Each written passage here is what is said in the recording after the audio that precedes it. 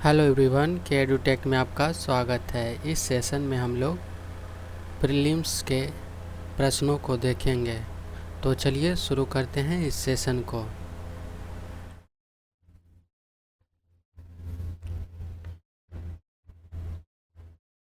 जीवन और मृत्यु से परे तीसरी अवस्था ये चर्चा में क्यों है? तो हालिया शोध में एक तीसरी अवस्था को प्रस्तावित किया गया है जिसमें जीवन और मृत्यु की पारंपरिक परिभाषाओं को चुनौती दी गई है।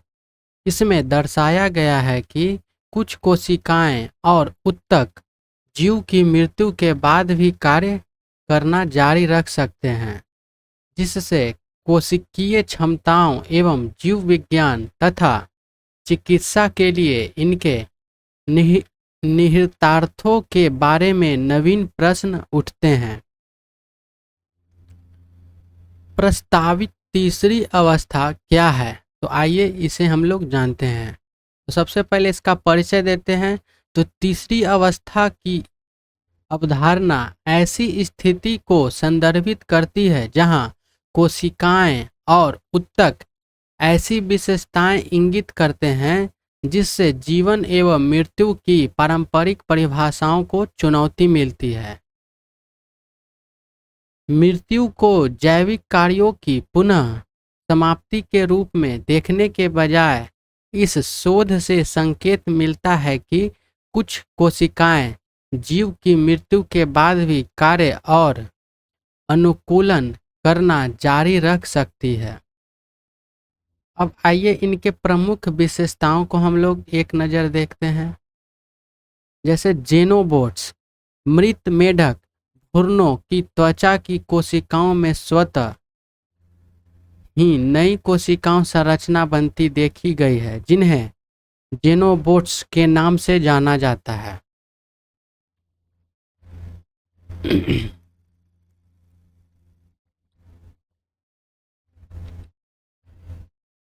इन जेनोबोट्स द्वारा अपने मूल जैविक कार्यों से परे व्यवहार प्रदर्शित किया गया तथा सीलिया, जिसे कि छोटे बाल जैसे उभार होते हैं, का उपयोग नेविगेट करने एवं गति करने के लिए किया गया, जबकि जीवित मेढक भ्रूणों में सिलिया का उपयोग म्यूकस को गति देने के लिए किया जाता है।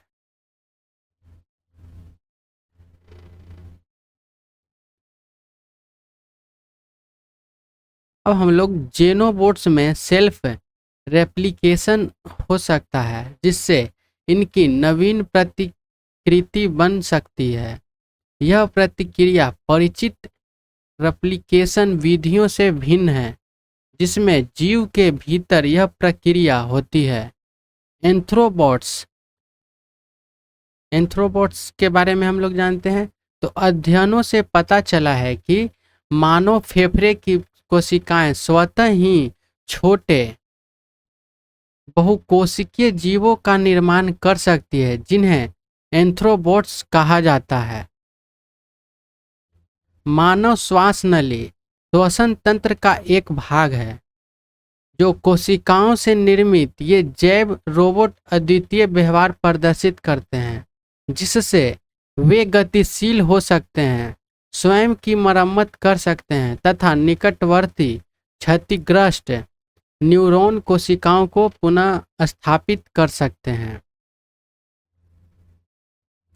तीसरी अवस्था के निहितार्थ कौन कौन से हैं? तो आइए जानते हैं। तीसरी अवस्था की धारणा जीवन और मृत्यु के पुनः मूल्यांकन को प्रेरित करती है तथा इससे सुझाव मिलता है कि जैविक प्रणालियां रैखिक जीवन चक्रों से बंधी हुई नहीं हो सकती है।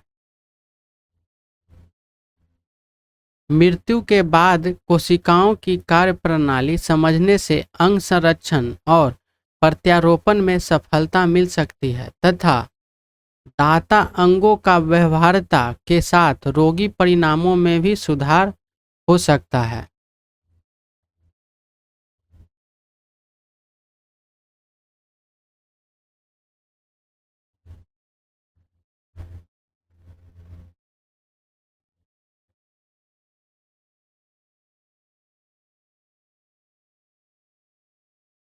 अब हम लोग जानेंगे कि मृत्यु के बाद भी जो कोशिकाएं किस प्रकार से जीवित रहती है।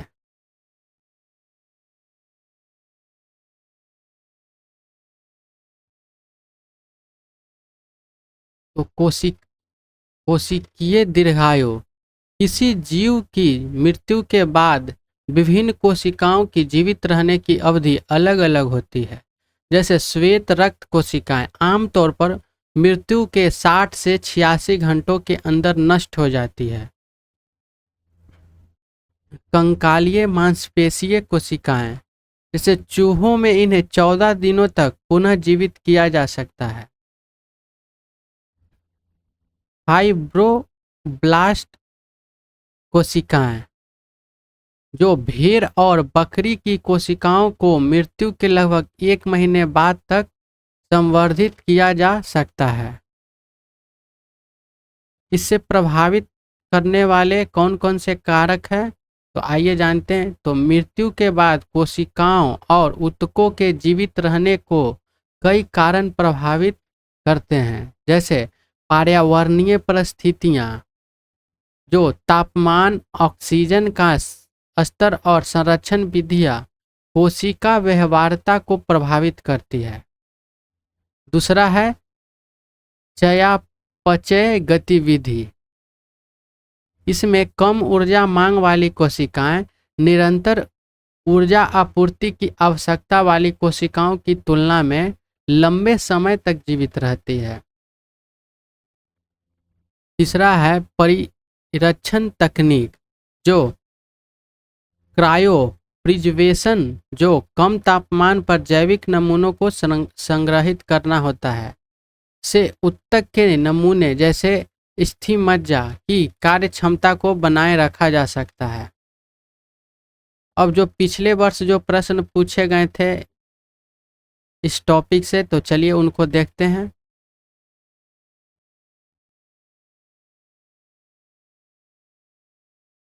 प्रश्न है, निम्नलिखित कथनों में से कौन सा एक मानव शरीर में बी कोशिकाओं और टी कोशिकाओं की भूमिका का सर्वोत्तम वर्णन है। यह प्रश्न 2022 में पूछे गए हैं। तो इनके ऑप्शन हैं, ए वे शरीर को पर्यावरणीय प्रतियोजकों जैसे एलर्जनों से संरक्षित करती है। ऑप्शन बी है, वे शरीर के दर्द और सूजन का अपशमन करती है। ऑप्शन सी है, ये शरीर से प्रतिरक्षा निरोधकों की तरह काम करती है। ऑप्शन डी है, वे शरीर को रोगजनकों द्वारा होने वाले रोगों से बचाती है। तो इसका सही विकल्प क्या हो जाएगा? उत्तर डी, वे शरीर को रोगजनकों द्वारा होने वाले रोगों से बचाती है।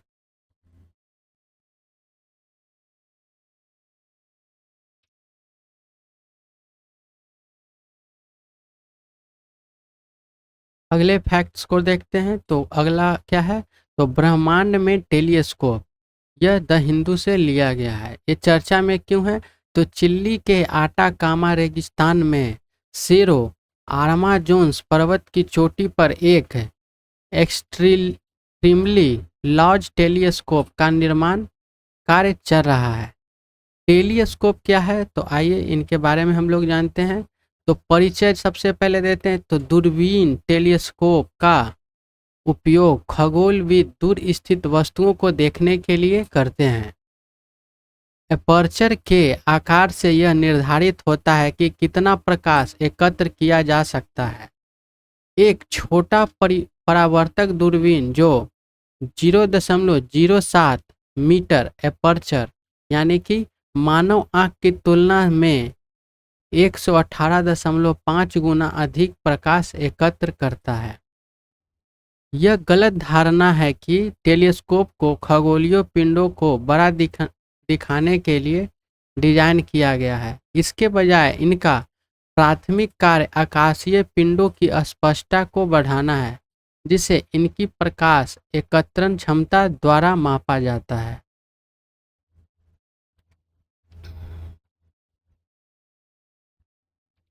दूरबीन कितने प्रकार के होते हैं? तो आइए इनके बारे में हम लोग जानते हैं।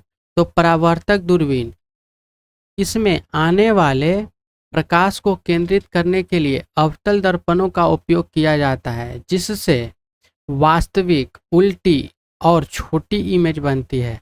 अधिकांश आधुनिक दूरबीनों आधुनिक दूरबीन का परावर्तक है, जिनमें इमेज को धुंधला होने से बचाने के लिए परवलयिक दर्पण होते हैं। अब दूसरा क्या है, तो अपवर्तक दूरबीन। अपवर्तक दूरबीन में दूर की वस्तुओं को बड़ा करके देखने के क्रम में प्रकाश को पुनः निर्देशित करने हेतु लेंस एवं अपवर्तन का उपयोग किया जाता है। अपवर्तक दूरबीन में प्रैक्टिकेबल लेंस का अधिकतम आकार 1 मीटर होता है। विश्व का सबसे बड़ा अपवर्तक दूरबीन जो अमेरिका की यह केर्स वेधशाला में है, जिसका लेंस 1.02 मीटर है। अगला दूरबीन है चमक मापना। अपारेंट मैग्नीट्यूड द्वारा लघु गणिकीय स्केल पर आकाशीय पिंडों की चमक को मापा जाता है। इनका निम्न मान अधिक चमकीली वस्तुओं का परिचायक है। उदाहरण के लिए सूर्य 26.78, शुक्र 4.92, जबकि उच्च मान कम चमकीली वस्तुओं का परिचायक है।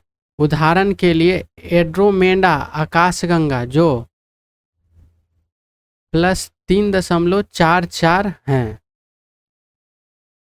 अब हम लोग दूरबीनों का रेजुलेशन कैसे पता करेंगे, तो 20x20 दृष्टि वाली मानव आंख द्वारा 60 आर्क सेकेंड यानी कि 1 आर्क सेकेंड बराबर 1/3600 डिग्री 3600 डिग्री का 1वां भाग 1 आर्क सेकेंड के बराबर होता है, जितने छोटे विवरण देखे जा सकते हैं।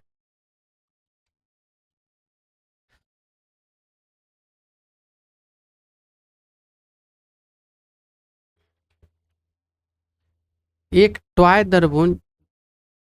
टॉय दूरबीन जिनकी इष्टतम विभेदन क्षमता लगभग 1.47 आर्क सेकेंड होती है, द्वारा मानव आंख की तुलना में 40 गुना अधिक स्पष्टता से देखा जा सकता है। रेजोल्यूशन का आशय जो दूरबीनों द्वारा दो निकटवर्ती वस्तुओं के बीच सूक्ष्म विवरणों को पहचानने की क्षमता से है। सबसे बड़े और उन्नत दूरबीनों के उदाहरण के बारे में हम लोग अब जानते हैं। तो लार्ज बाइनोकुलर दूरबीन, यह अब तक की सबसे बड़ी दूरबीन है, जिसमें 8.4 मीटर चौड़े 2 दर्पण और 11.9 मीटर का प्रभावी संयुक्त अपर्चर है। यह अमेरिका के एरिजोना में माउंट ग्राहम अंतर्राष्ट्रीय वेधशाला में है।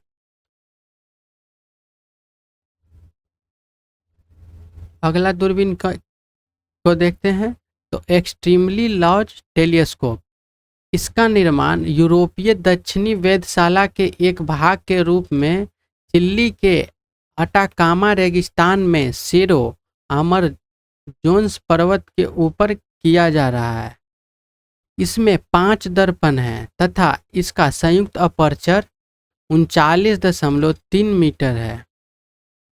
अगला दूरबीन है सुबारू दूरबीन। यह 8.2 मीटर चौड़ी जापानी दूरबीन है जो हवाई के मौना की वेधशाला में स्थित है। अब हम लोग इंटरनेशनल लिक्विड मिरर टेलीस्कोप के बारे में जानते हैं। तो यह भारत और एशिया की सबसे बड़ी दूरबीन है, जो उत्तराखंड के देवस्थल में स्थित है। इसमें लिक्विड मरकरी की एक पतली परत से बना 4 मीटर व्यास का घूर्णित दर्पण है।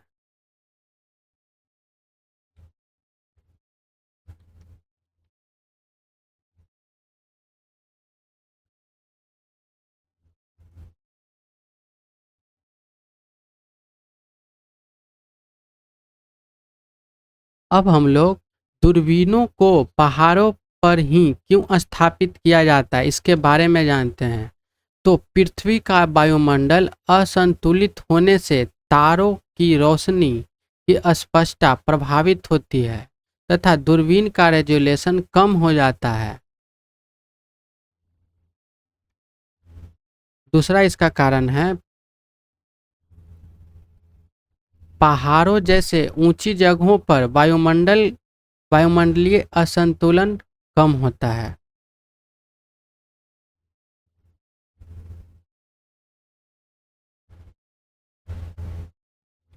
अब हम लोग हर्बल स्पेस टेलीस्कोप के बारे में जानेंगे। तो जैसी अंतरिक्ष दूरबीनें इस प्रकार के असंतुलन से पूरी तरह बच जाती है, जिससे जमीन पर स्थित दूरबीनों की तुलना में इससे 10 गुना बेहतर रेजोल्यूशन मिलता है। हाल ही के वर्षों में वैज्ञानिकों ने वायुमंडलीय उतार चढ़ाव का विश्लेषण करने के लिए लेजर की मदद से कृत्रिम तारे निर्मित किए। एक उन्नत विधि जिसे टोमोग्राफी में स्पष्ट इमेज के लिए विचलन को समाप्त करने के क्रम में वायु सेगमेंट का परीक्षण किया जाता है।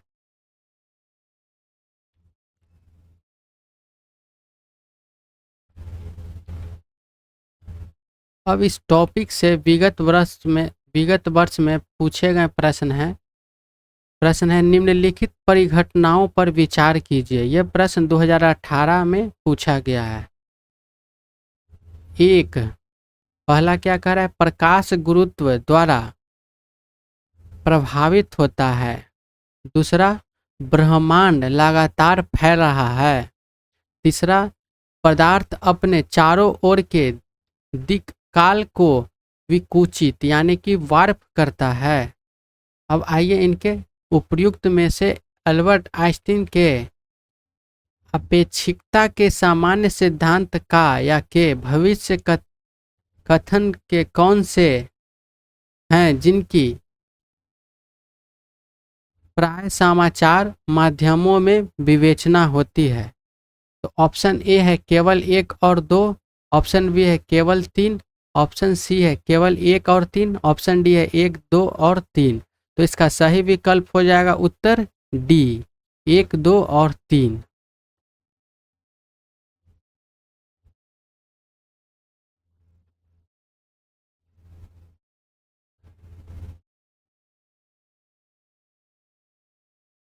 अगला प्रश्न है आधुनिक वैज्ञानिक अनुसंधान के संदर्भ में हाल ही में समाचारों में रहे दक्षिण ध्रुव पर स्थित एक कण डिटेक्टर आइस क्यूब के बारे में निम्नलिखित कथनों पर विचार कीजिए। यह प्रश्न 2015 में पूछे गए हैं।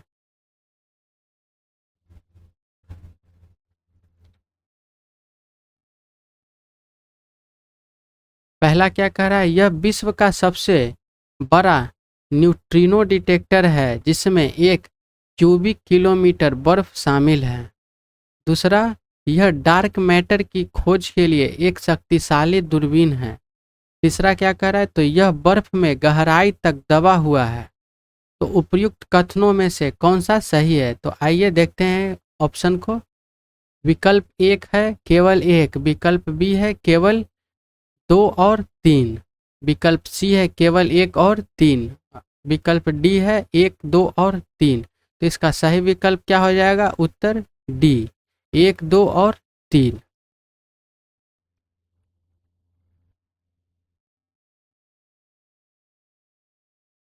अब अगले फैक्ट्स को देखते हैं। तो अगला क्या कर रहा है, यूएपीए के तहत 14 दिन की समय सीमा, यह हिंदुस्तान टाइम्स से लिया गया है। तो हाल ही में सर्वोच्च न्यायालय ने फैसला सुनाया है कि विधि विरुद्ध क्रियाकलाप अधिनियम जो 1967 के तहत अभियोजन की मंजूरी देने के लिए 14 दिन का समय सीमा अनिवार्य है, ना कि विवेकाधीन।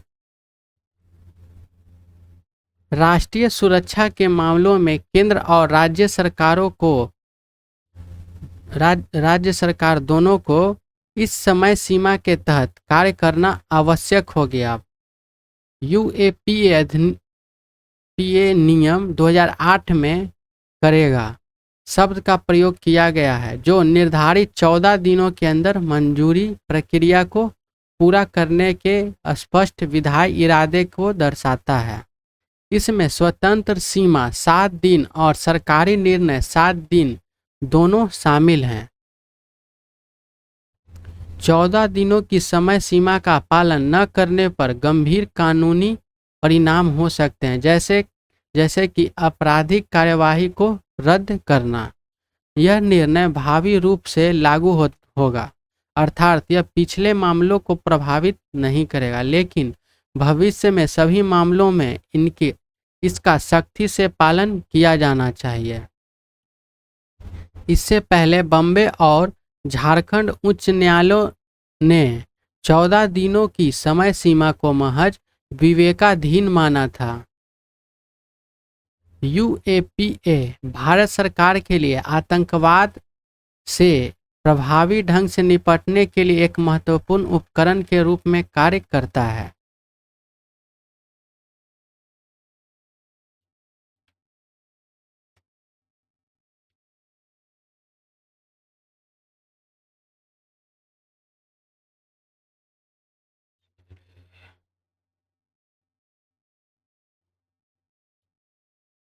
अब हम लोग भारत की मध्यस्थता अधिनियम के बारे में जानेंगे, जो इसका स्रोत है लाइव मिंट से लिया गया है।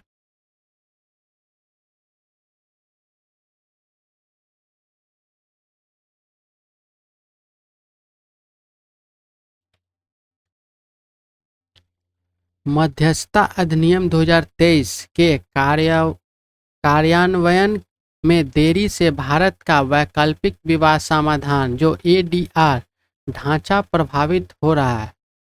भारतीय मध्यस्थता परिषद के नियमों का मसौदा तैयार करने के लिए पीके मल्होत्रा की अध्यक्षता वाली कार्य समिति ने अपनी रिपोर्ट सौंप दी है।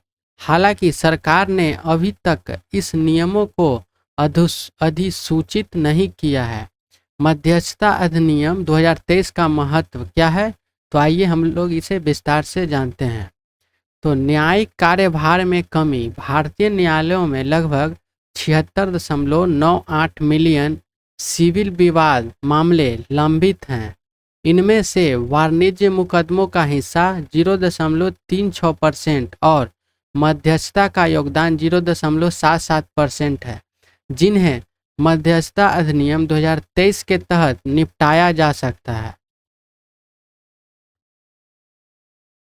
अगला इसका बिंदु है पारिवारिक मामले। इससे थर्ड जनरेशन कर्ज को रोकने में मदद मिल सकती है, जहां विवादों का कारण 10% से भी कम। पारिवारिक व्यवसाय तीसरी पीढ़ी से आगे तक संचालित रह पाते हैं। अगला बिंदु है बैंकिंग। ऋण चूक और गैर निष्पादित परिसंपत्तियों से संबंधित विवादों को सुलझाने में सहायक है। अगला बिंदु है रियल एस्टेट क्षेत्र। यह परियोजना में देरी और क्रेता डेवलपर अनुबंधों से संबंधित विवादों के त्वरित समाधान में सहायक है। अगला बिंदु क्या कह रहा है, तो वैश्विक मानकों के साथ तालमेल। इससे भारत को अंतर्राष्ट्रीय मध्यस्थता मानकों के साथ समन्वयन स्थापित करने में मदद मिलेगा, जो सीमा पार व्यापार विवादों को सुलझाने के लिए महत्वपूर्ण है।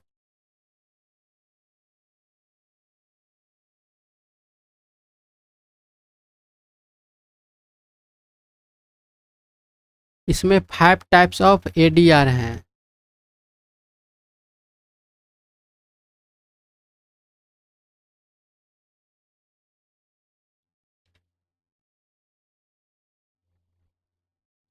अगले फैक्ट्स को देखते हैं। तो अगला फैक्ट है एनआरआई कोटा और शिक्षा।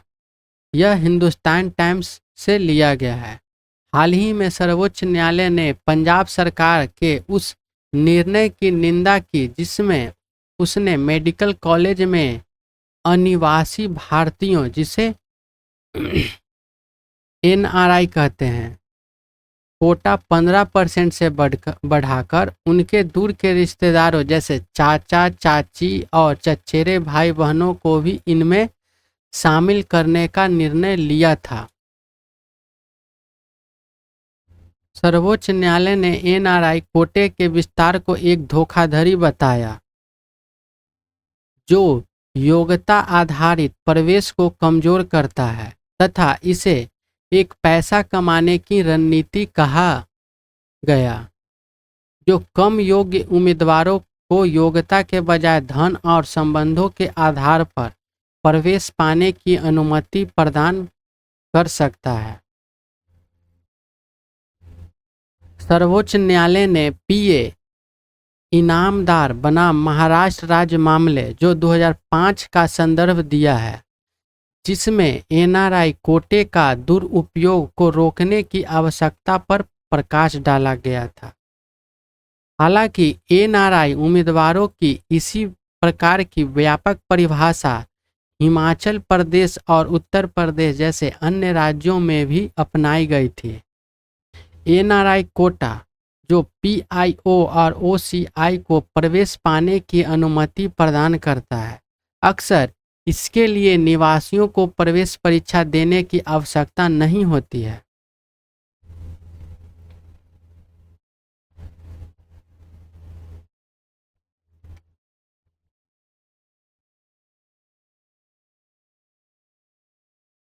अखिल भारतीय तकनीक शिक्षा परिषद जिसे एआईसीटीई एनआरआई छात्रों को तकनीकी संस्थानों में 5% तक प्रवेश की अनुमति प्रदान करता है जबकि मेडिकल काउंसिल ऑफ इंडिया के अनुसार यह सीमा मेडिकल संस्थानों में 15% है। एनआरआई से तात्पर्य ऐसे भारतीय नागरिकों से है जो वित्तीय वर्ष 182 दिन भारत से बाहर रहता है।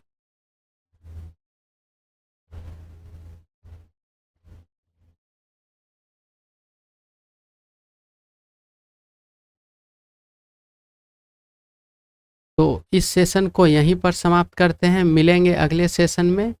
धन्यवाद।